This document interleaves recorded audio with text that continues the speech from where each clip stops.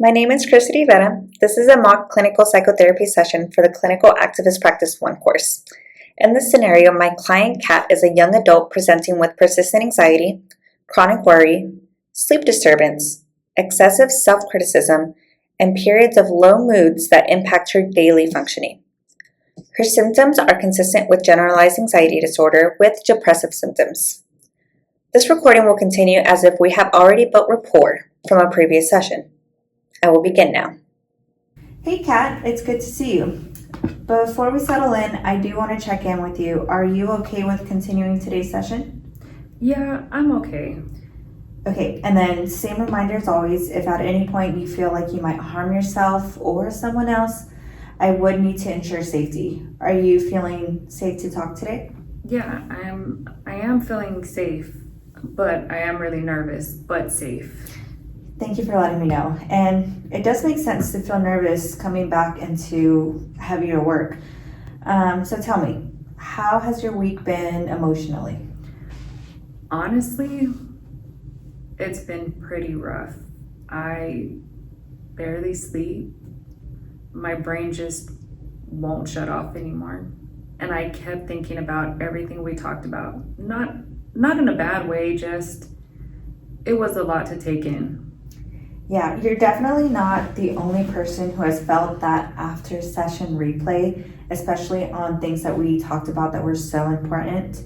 You know, a lot of people notice that their mind stays active for a little bit afterward, kind of replaying the session that we had previously. Well, now that you say that, that does make sense. And I do feel a little bit less weird about it. Good, that's good to hear. So tell me, what felt most active for you this week? I would definitely say the anxiety stuff came back hard. The tight chest, the racing thoughts, waking up at like 3 in the morning, completely panicked for no reason. And considering how overwhelmed you've been and how little rest you're getting, those reactions actually make sense. Your body is trying to cope with a lot all at once. I mean, I guess that sounds nicer than how I talk to myself about it or see it. And when you talk to yourself, what does that inner voice say? That I'm messing up everything. That I should probably already have my life together by now. Everyone else my age, my friends, family, they all seem fine. And I'm just not. When that voice comes up, what are other kinds of self-critical thoughts that tend to show up with it? I would say that I'm a burden, that people get tired of me, maybe some stuff like that. Thank you for sharing that, and thank you for saying that out loud. It does take a lot of courage, so I am really proud of you for that. Let's look at one moment specifically. Can you walk me through something that triggered that spiral this week? Yeah, Tuesday. I canceled lunch with my friend like 20 minutes before we were supposed to go. I convinced myself she didn't actually want to see me or spend time with me. Then after I felt guilty all day. And what happened in the moments right before you canceled? I looked in the mirror. I didn't like how I looked. Then suddenly I felt like she'd think I was awkward or maybe even annoying. And then, yeah, I decided to cancel. And then in that moment, did you worry that she would judge your appearance, your energy, your personality? Yeah, all three. Pretty much all of it. Yeah, I can understand. Thank you for saying that. You're doing really honest work today. And before we go a little deeper and tackle everything that we're feeling from last week, I do want to guide you through some quick grounding practice together because I can see that your body's getting activated while you talk through this. Is it okay if we pause for just a moment? Yeah, sure. Why not? All right, so I want you to start by placing both feet flat on the floor. And just notice the floor supporting you. There's no need to breathe in any special way yet. Now, 3 things. I want you to describe 3 things that you can feel physically in this moment. My feet are cold. My hands are a little shaky. And my chest is feeling tight. Good. That's what grounding is noticing everything around you without any judgment. Now, let's just add another layer on top of that. I want you to slowly inhale through your nose for 4 seconds. 1, 2, 3, 4. Hold it for 2. And then exhale everything out for 6, 5, 4, 3, 2, and 1. How does your chest feel now? A little less tight. My arms don't feel as heavy. It's definitely calmer than a minute ago. Great work. And that's something that you can use anytime that your mind races ahead of the reality. You can even use that whenever you're going out with your friends and you have that little moment where you think you might want to cancel. Just practice that grounding technique. Now that your body's settled a little bit, let's revisit the thought from Tuesday. I'm a burden, she doesn't want to see me.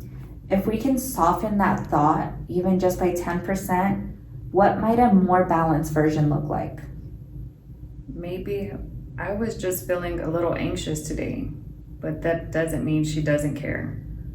Or canceling doesn't necessarily mean I'm a burden. Kat, those are really strong reframes. What would it mean if those versions were true?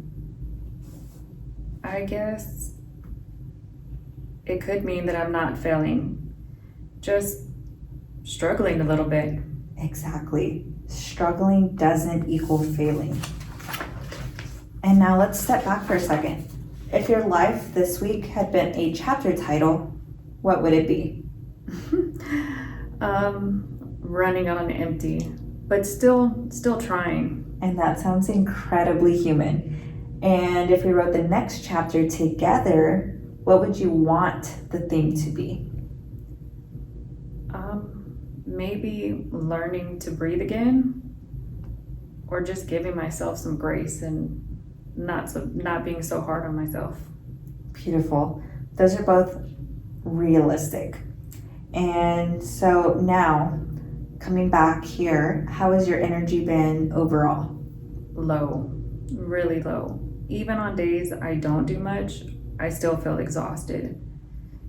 Getting up for work has been extremely hard. And emotionally, have you had any moments of hopelessness, any thoughts of wanting to hurt yourself? No. I'm definitely overwhelmed, yes. Wishing life would slow down just a little bit, but no desire to hurt myself. And if that ever changed, I would definitely come to you. Thank you for being clear on that. I appreciate your honesty. So, based on everything that you've shared, what would one small, realistic goal be for you this week? I would definitely say maybe practicing the grounding thing every day. That seemed to help earlier. Even when I'm not panicking, it could help me. And maybe writing down more balanced thoughts when they come up. I love that plan. Let's add one tiny compassion statement each day to go along with that. Maybe something like, I'm allowed to struggle. How does that sound? Does that sound doable? Yeah, it definitely does. Great. Well, thank you for really showing up today, Kat. How do you feel leaving this session? I'm surprisingly feel lighter. I still have a little bit of anxiety, but I don't feel as alone now that I've had the opportunity to talk to you. Great. And you can always come talk to me whenever about any of these feelings. If we need to practice more grounding techniques, I can definitely give you more of those. But I am super proud of your work today. Let's keep building on that. Same time next week? Yeah, that works. Right at 10. That works. Works for me.